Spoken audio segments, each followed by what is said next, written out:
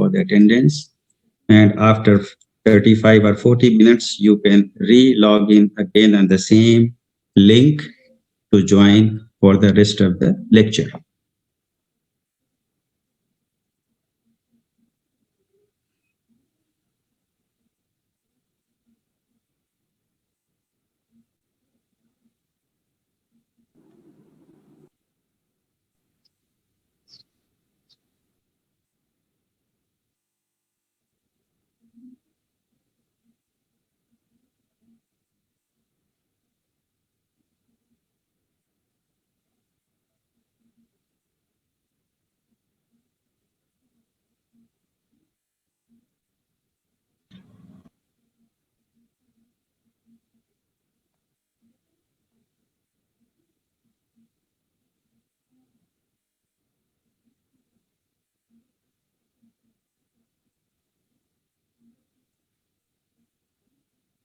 I think it's already 2 minutes now. So we will start now, inshallah. Assalamu alaikum. Good morning to all of you. Do you hear me all? Please confirm. Do you hear me? Yes, Okay. yes. Okay.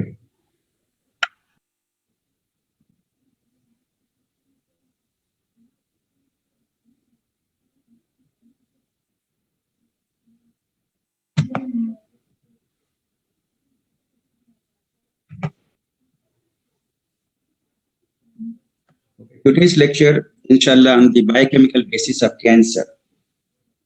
What normal cells does, you all have been gone through in the previous lectures in this block and other blocks. The normal cells always, they have inbuilt mechanism.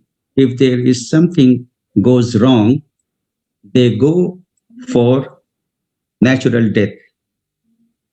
But in some other cases, if the damage, DNA damage is there, then the mutation can occur on and the cell can escape the death process and then they can be dangerous.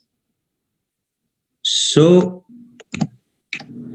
in this particular topic, the objective have been already shown to you. Come on.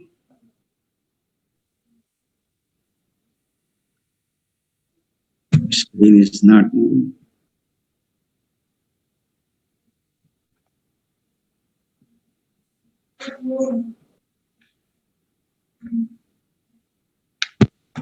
Okay. The mutation and has been covered already by Prof. Midhat in the last lecture, DNA damage, mutation, and repair. So I'm just going to go through very briefly in one slide just to refresh you. The proverb is that all mutagens are carcinogens. All mutagens are not carcinogens, but all carcinogens are mutagens. It means that the mutagens which causes mutation through the process of mutagenesis can be beneficial also. In some cases, but majority of the time it is going to cause problems. And all the carcinogens, they are mutagens because mutation is one of the basic requirements for the cells to become cancerous. Mutation, as you know, that it is a stable and permanent change in the DNA structure of a gene. And this can be divided into somatic mutation and germline mutation in brief. Mutation also can be divided in the two major types, basic substitution mutation, that is including transition and transversion. You can see in this side, in the figure, this has been already covered.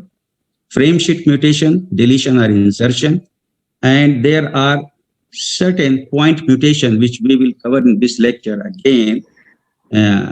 But in the sickle cell disease, mutation occurs on the codon 6. And what it does, it changes the glutamic acid synthesis to valine. Valine is non-polar.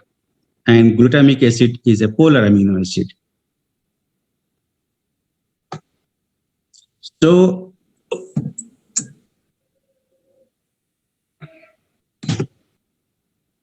we are going to go to the next slide.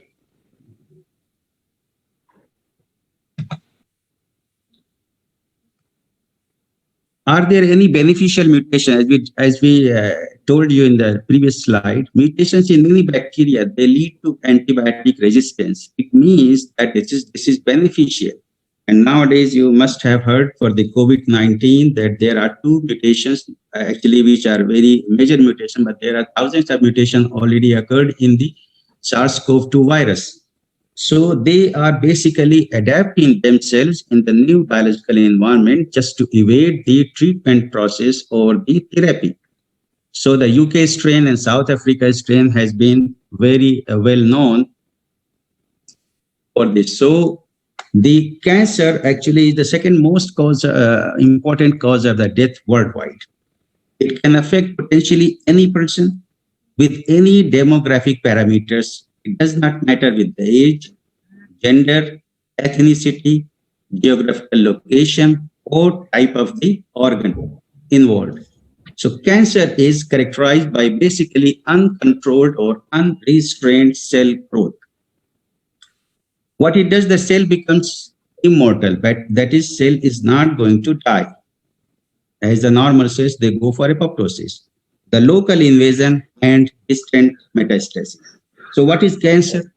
In the very basic term, the cancer refers to cells that grow out of control, and they can invade other tissues if they become metastatic.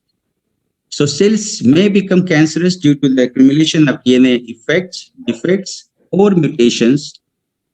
So certain inherited gene defects, sometimes the familial cancers, they involve the mutations of certain tumor suppressor genes, for example, BRCA1 and BRCA2. Infections by virus or bacteria, they can also lead to cancer risk. Environmental factors like pollution and diesel exhaust and poor lifestyle choices, such as smoking, alcohol use, or barbecued food, which are roasted, okay? Because they all contain carcinogens, cancer-causing agents, which we will, inshallah, let you know a little bit later. So what happened in the normal cells, most of the time, cells can detect and repair the DNA damage. So the cells which cannot repair the DNA damage, during the cell cycle process, it just senses that there is a problem, it cannot be repaired, so that cells goes to apoptosis, that is programmed cell death, and cell automatically dies. But what happens in the cancer, this DNA damage is basically escaped through the DNA repair process, and it bypasses. So it just goes into it can be carried over and over in the daughter cells.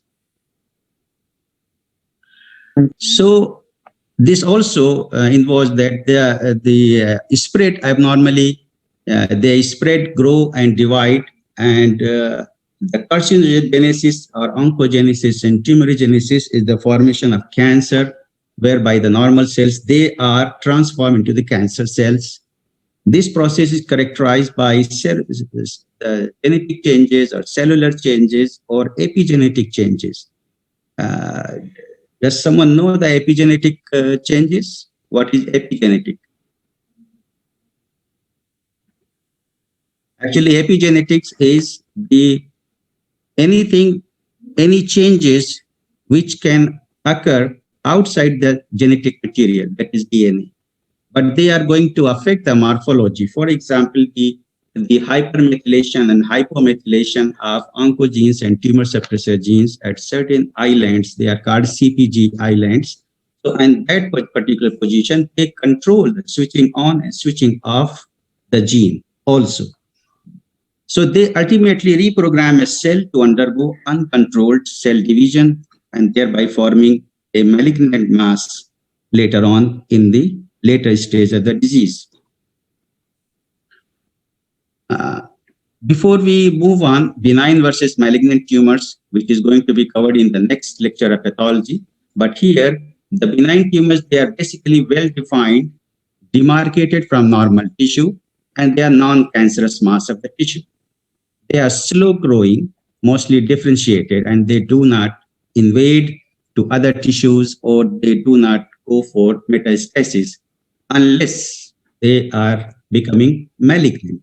If they have become malignant, then they have poorly defined tissue growth, no demarcation from normal tissue, and they are very rapidly growing. So the cancer is spread very fast and they are poorly differentiated. There can be two kinds of spread in the case of cancer, that is the local invasion or distant metastasis.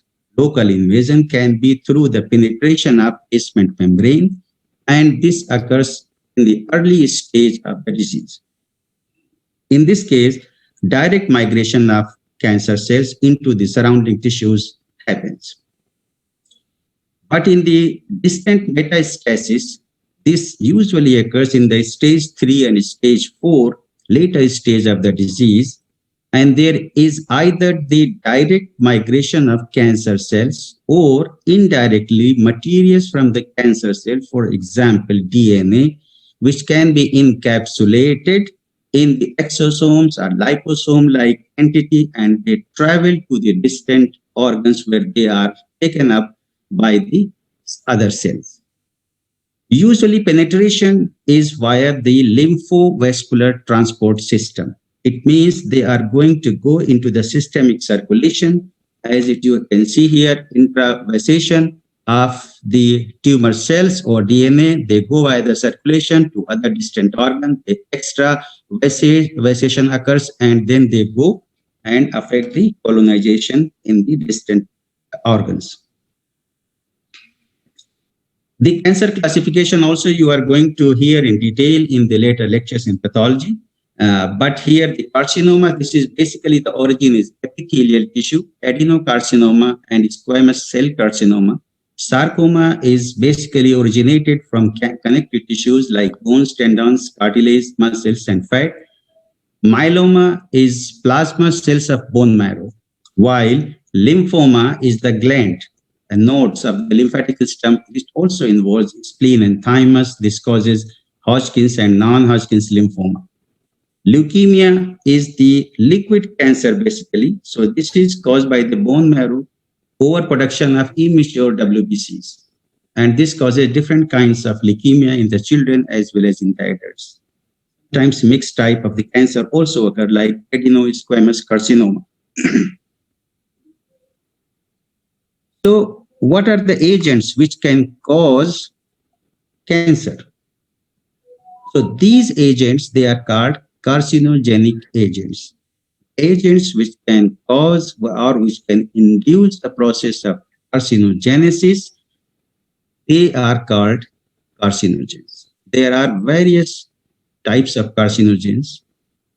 Diet usually involves 35% of the cancer. Tobacco, 30% of the cancer are produced or affected by the tobacco smoking. Alcohol, radiation, occupational factors, biological agents like virus, bacteria, and fungi, and there are some other types. So usually, if we divide it, about 2/3 of the cancer, they are affected by the environment and diet and lifestyle. 15% of all cancers, they have hereditary components. It means they are inherited. There may be someone in the family who had the cancer, or they are carrying the cancer genes. There can be 3 types of carcinogens: physical, chemical, and biological.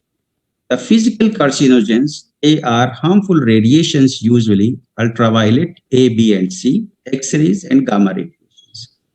You have already studied in the previous lecture that UVC radiation is causing the skin cancer, that is xeroderma pigmentosum.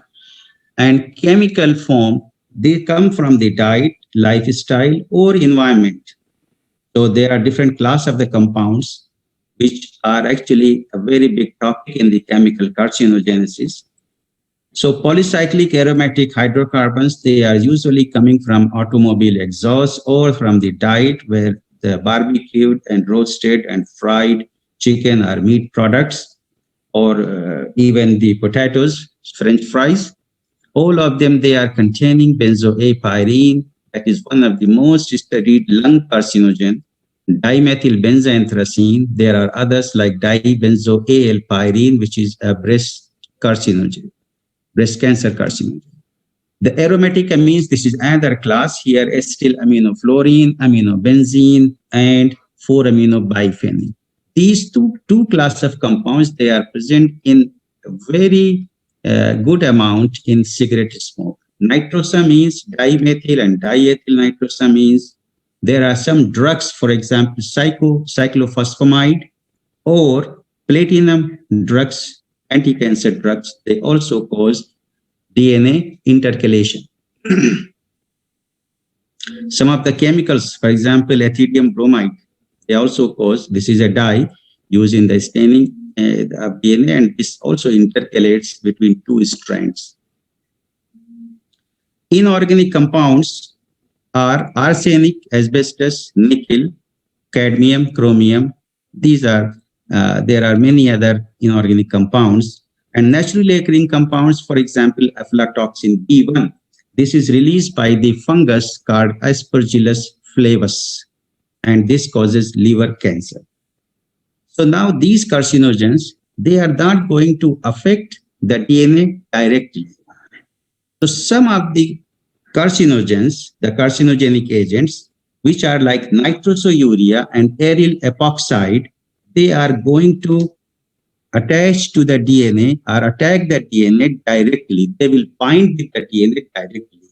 So they are called direct carcinogens. It means that they are not going to involve metabolic activation.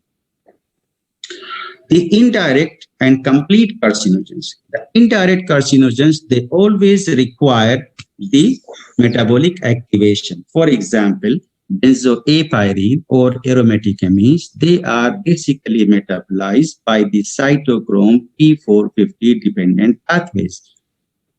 And later on, with the help of the epoxide hydrolase, they form ultimate carcinogen. In the case of benzoapyrene, for example, they form epoxide, that is diol epoxide, which is highly electrophilic. And then it goes and attack the DNA, which is one of the most nucleophilic entity in the cell. So it damages. So what it does, it binds and with the DNA, diol epoxide, and they form stable DNA adducts. They are called bulky DNA adducts. And you have already studied in the last lecture in the DNA repair that these kind of bulky DNA adducts, they are being repaired by NER pathway, that is nucleotide excision repair pathway. What are complete carcinogens?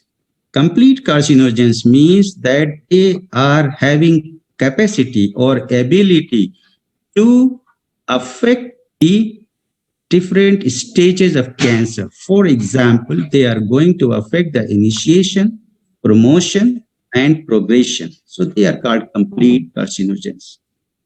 Other hand, incomplete carcinogens, it means they are phenobarbital, TPA, that is phorbol esters, and hormones, and some other PCBs, they can act as the promoters. So they cannot usually initiate the carcinogenesis process, but if there is a multiple exposure, they can also, for example, hormones. Hormones, they are estrogen, and estrogen, if there is a longer duration of estrogen between the start of and till the menopause, if there is the longer the exposure with the estrogens, they can cause breast cancer, endometrial, and ovarian cancers. Now, there are some biological agents, for example, oncogenic virus, oncogenic parasites, bacteria, and fungi. They are the top.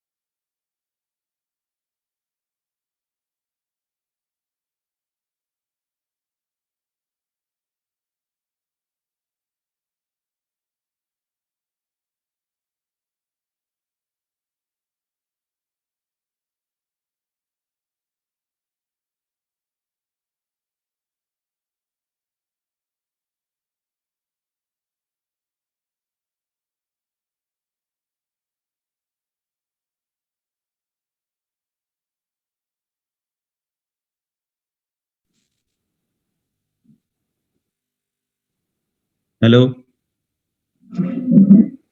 Hello? Yes, teacher. Hello? Yeah, it was a just disruption between for the internet. I'm sorry for that. This is a usual problem. Let's again start from the uh, beginning.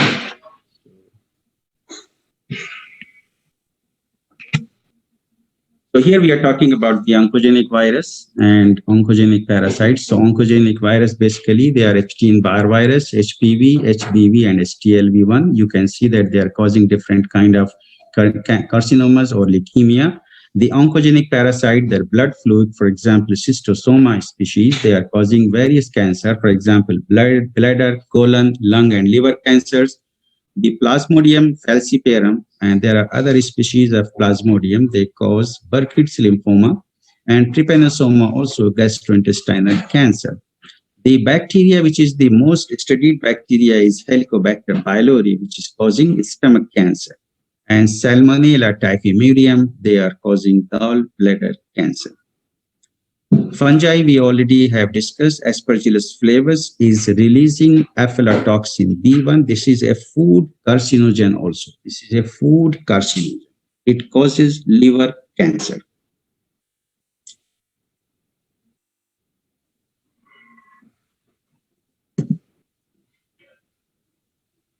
Now, if we can say that, summarize it, that there are various environmental agents or the dietary agents or coming from the inherited mutations in the normal cells, DNA damage is successfully repaired, then the normal cells continues in the cell cycle.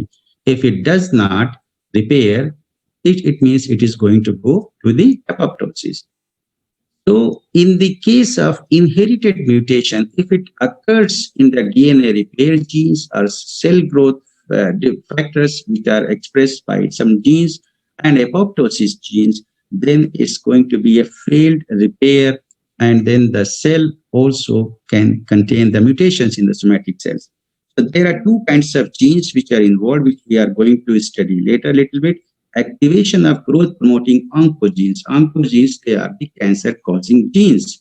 And inactivation of tumor suppressor genes, it means they are inhibiting the formation of tumor.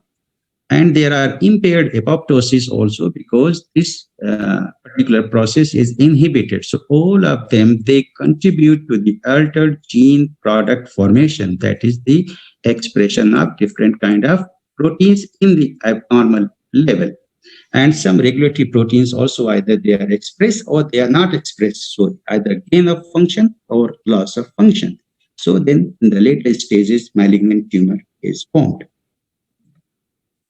If we understand the process of the carcinogenesis, this is a very complex process, and always cancer is not coming instantly. It takes a long time, sometimes 5 years, sometimes 20, 30, 40, 50 years, because it has a long latency period.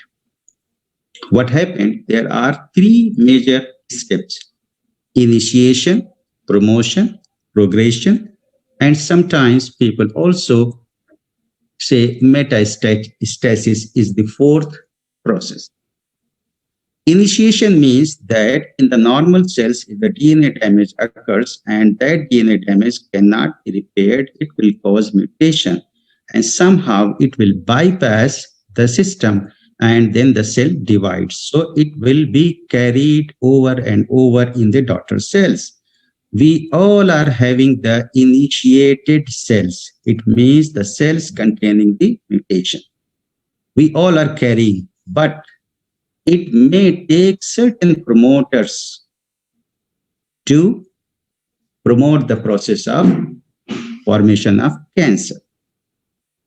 In the case of cigarette smokers, for example, they are having regular and continuous doses of benzoapyrene and other carcinogens in the cigarette smokes daily basis.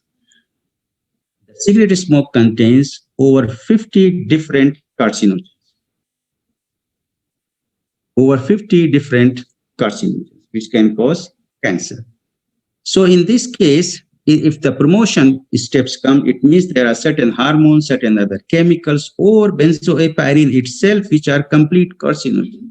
They are going to cause the cells to proliferate, and then the angiogenesis process comes between the promotion and progression.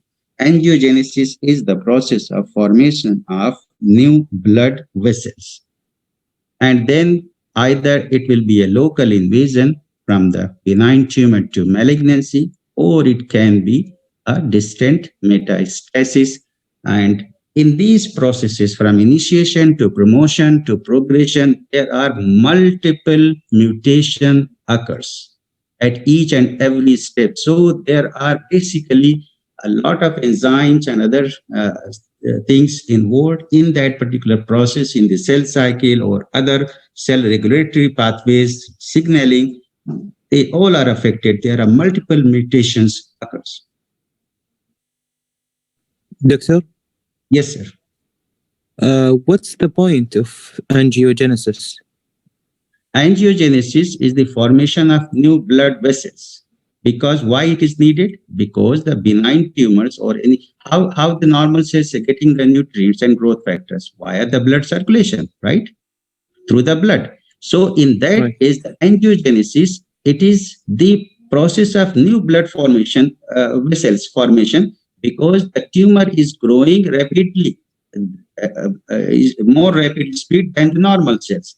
They require more nutrients. When it goes to the cancerous stage, it is a very rapid growth of the cancer tissue. So it means they will require their own nutrients faster than the normal cells. So they require more blood supply. So that's why they are making the angiogenesis. And some of the anti-cancer drugs, actually, they are targeting the angiogenesis process. Can we go further? Yeah, thank you so much. Okay. What genes are involved in the cancers? Exactly. There are several hundred genes. They are mutated in the tumors. As we said, that the mutation occurs at each and every step. In the initial stages, there may be one mutation or two mutations, but later on, if the promoter comes and then, or if it is a regular exposure of complete carcinogens, for example, benzoapirin or other carcinogens, they are going to be mutation and multiple mutations. So some genes are also mutated. What they do, they are basically encoding proteins. They are involved in the kinds of processes as being typical of tumors. So these six stages, they are called hallmark of cancer. It means that the self-sufficiency in growth signals, insensitivity to anti-growth signals, evasion of apoptosis, unrestricted replicative potential, sustained angiogenesis, and tissue invasion and metastasis. So all these things are going to cause cancer.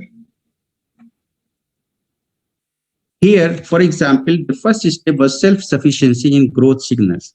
We will see later how the HRAS oncogene is activated. So activation of RAS oncogene, insensitivity to anti-growth signals, that is loss of retinoblastoma suppressor or any other tumor suppressor gene, for example, the p53, and then evading the apoptosis. So it means they are having certain mutations in the genes of apoptosis pathway. You know, apoptosis has two major pathways, extrinsic and intrinsic pathways. They are involving more than 90 different genes and very complex process. Limitless replicative potential. This is turning on the telomerase. It means the telomeres, they are having a very important role in the cancer as well as in the aging process. We will discuss a little bit this telomere later. Sustained angiogenesis, produce VEGF inducer, that is vasculoendothelial growth factors. There are other growth factors, for example, epidermal growth factor or fibroblast growth factor. They all are involved in the process of angiogenesis. Tissue invasion and metastasis, they inactivate various genes during this process. And one example is E-cadherin. So cancer critical genes, I think in 5 minutes, we will disconnect and then you again log in. Cancer critical genes, there are two kinds of categories of cancer critical genes. They are called oncogenes and tumor suppressor genes. What happens that these critical genes, they are generally involving the cell cycle or cell death process in general. So what happens that oncogenes, they are either stimulating the cell division or inhibiting the cell death. So thereby increasing the number of cells, which is the one of the characteristics of the tumor or cancer. Inhibit cell division or stimulate cell death. This is the property of the tumor suppressor genes. So let's see if in the tumor suppressor gene there is a mutation. So this will be loss of function. So they will not be able to inhibit the cell division or stimulate the cell death. So it means the oncogenes will be dominant.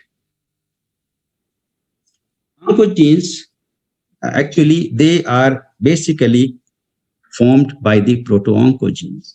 Proto-oncogenes, we will come to the next slide. Proto-oncogenes, how they are made to the oncogenes. So any mutation occurring in the proto-oncogenes, it is going to make them oncogenes. They are genetically dominant. It means they're heterozygous and they only need one mutation to function or gain of function.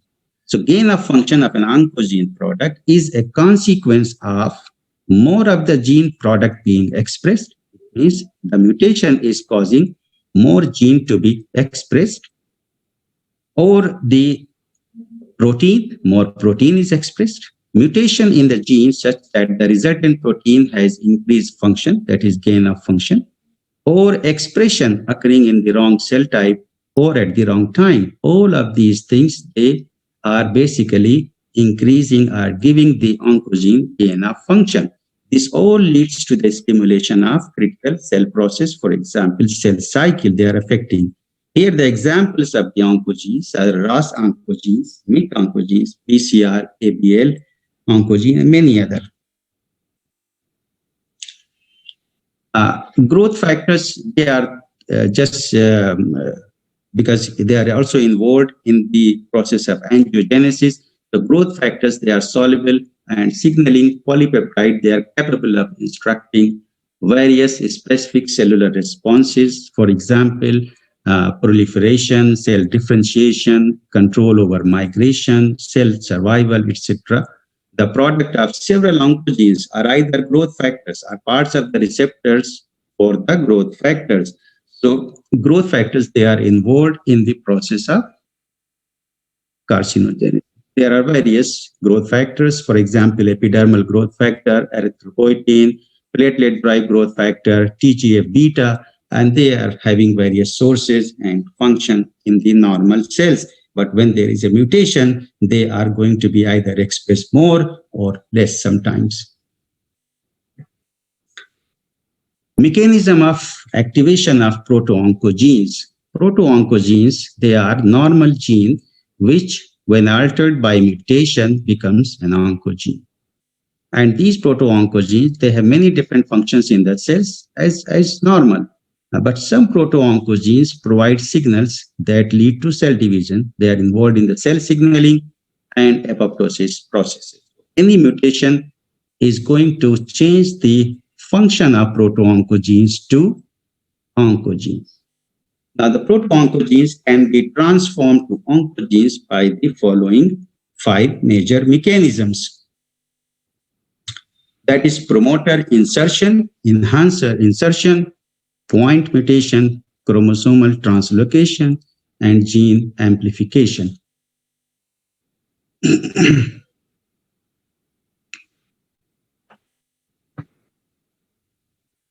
The promoter insertion and enhancer insertion, they are both classified as insertional mutagenesis. And in the promoter insertion, what happens that in case of the RNA viruses, the cDNA of RNA virus is integrated into the upstream long terminal repeat, that is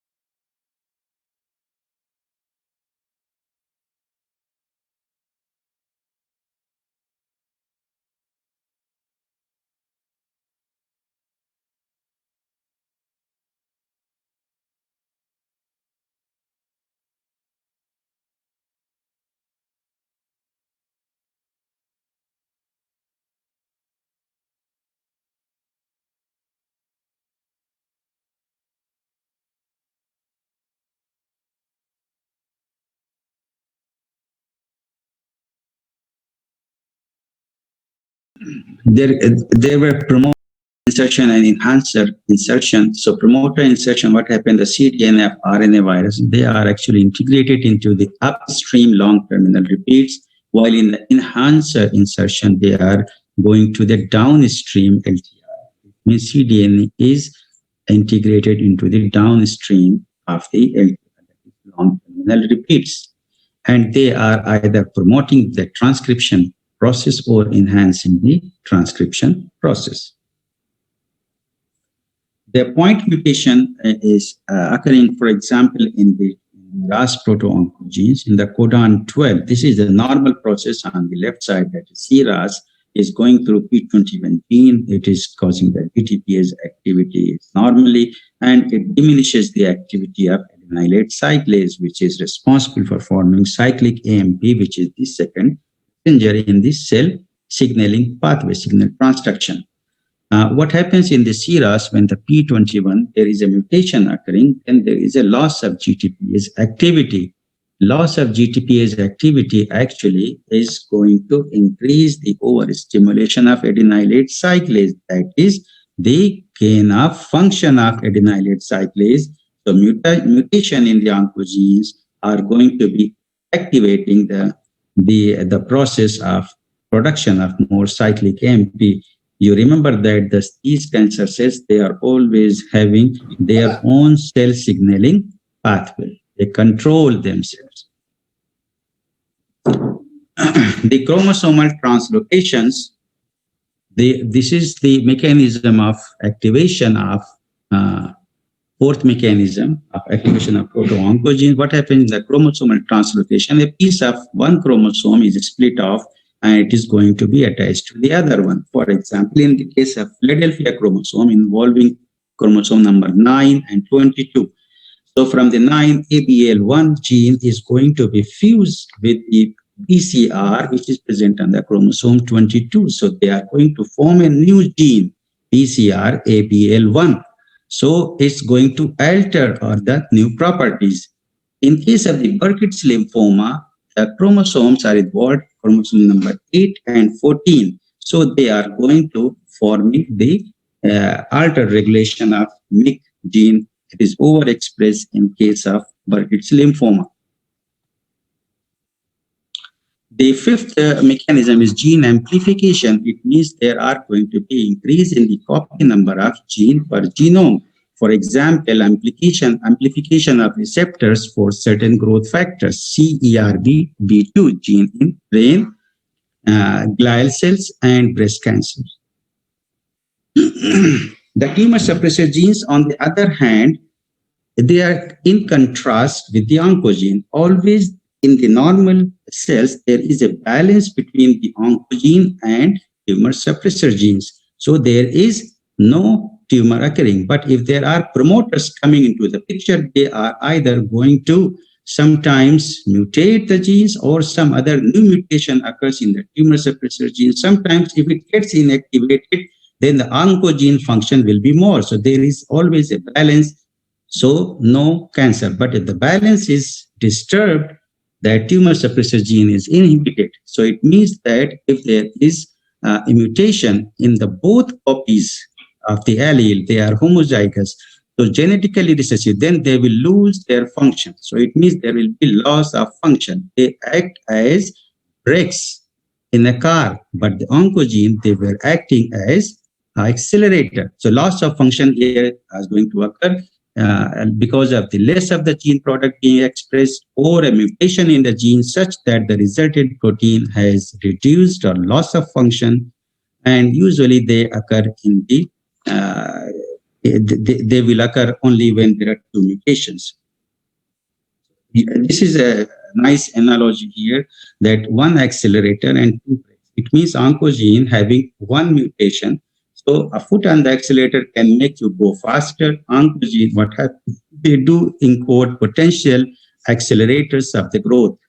So a single event is enough. If you press the accelerator, it will be gain of speed.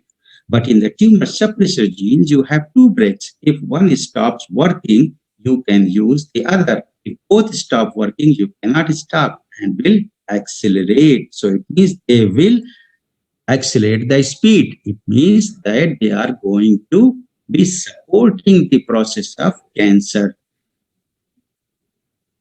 Now, there are a few examples of tumor suppressor genes. Retinoblastoma 1 gene, which is basically involved in the retinoblastoma cancer familial, and this is located on chromosome 13 and 14. And the P53, which is one of the most important tumor suppressor gene, it is inactivated or mutated in over 50% of cancers, human cancers. So if it is not working, there is a damage accumulation and tumors can increase.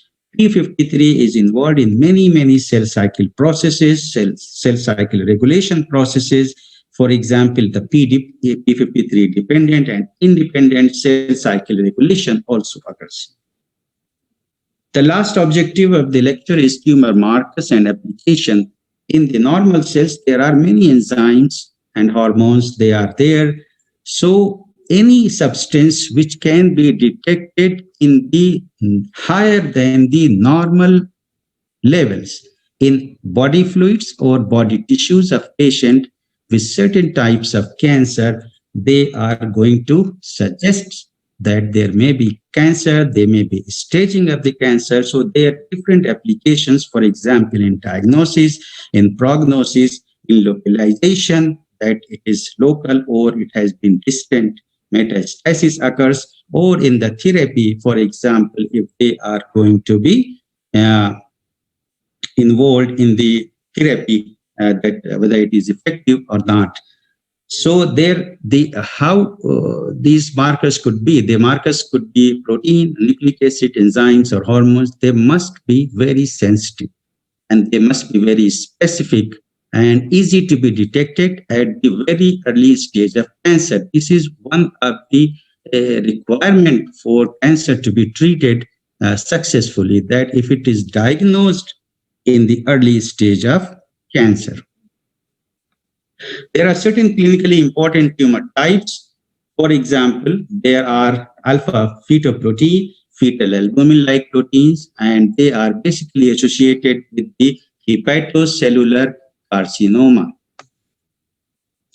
And their normal level is 15 nanogram per ml.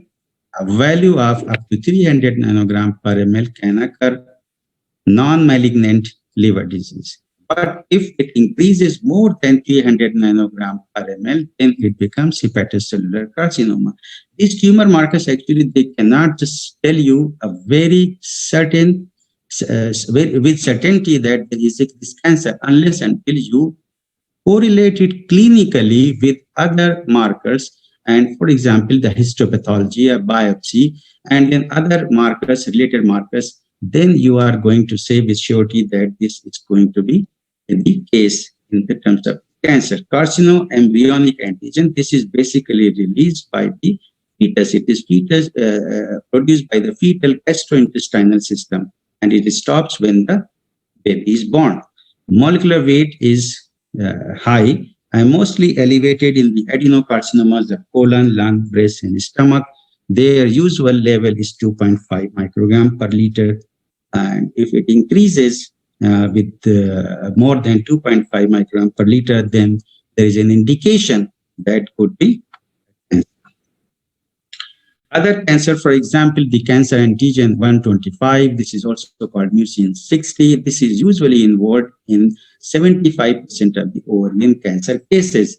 And this is also have been seen in 20% of pancreatic and GI cancers. And then the normal level is less than 35 units. And if it becomes more than 35, it indicates that there may be certain cancers. Beta human chorionic gonadotropin, beta HCG, this is also related to 60% of testicular cancer. And the normal level is 20 international unit per liter. If it increases more than 10,000 international unit per liter, then it is considered that there is a cancer. The most studied and well-known marker is PSA, that is prostate-specific antigen. This is basically an extracellular protease, and it is released in the serum during the prostate gland, either hyperplasia or the tumor formation. So the normal serum level is up to 0.4 microgram per liter, but if it is going to be increased more than 0.4 microgram per liter, this might indicate so for certainty that there is a prostate hyperplasia or tumor. Then there has to be a digital rectal examination. And there are certain newly discovered tumor markers are also there, like estrogen, progesterone receptor, HER2 virus, and there are many of them. You can see here BRCA1 in the breast and ovarian cancer, and thyroglobulin for thyroid cancer. So this is going to be finishing up, and I can just request you to please write your names in the chat box, and I'm going to make it summarize basically in 2 minutes. So please write your names there.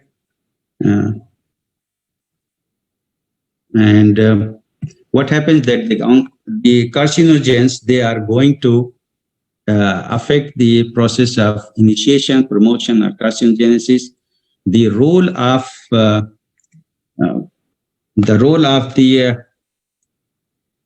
what you call the just a minute, I have to get a picture of you guys, otherwise this will be a problem.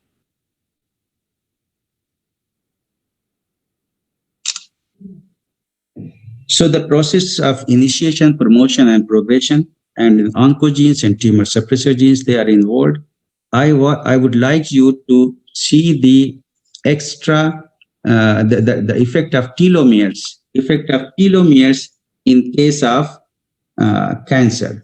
So what happens is, you can read it further, but the telomeres, they are very important in terms of the cell senescence and cell regulation, replication of cell, division of the cell. So what happens that in the case of cancer, the telomerase enzyme is activated, while in the normal cells, it is not activated. So by every cell division, the length of the telomere getting reduced, and at one stage it is getting sensed that now the cell has to die. So it dies off. But in case of the cancer cells, telomerase is always going to add the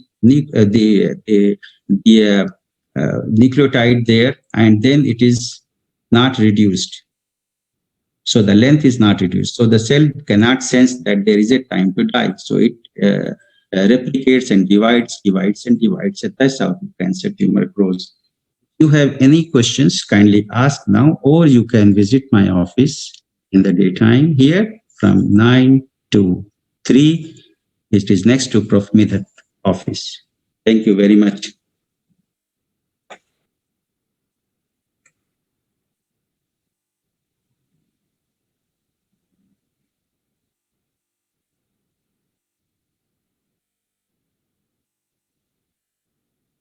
मैंने लिया है क्या इसमें, लेकिन ये print screen नहीं जा रहा, इस पे शो नहीं कर रहा, प्रिंट स्क्रीन सेव दिखा नहीं रहा कि सेव हो रहा है.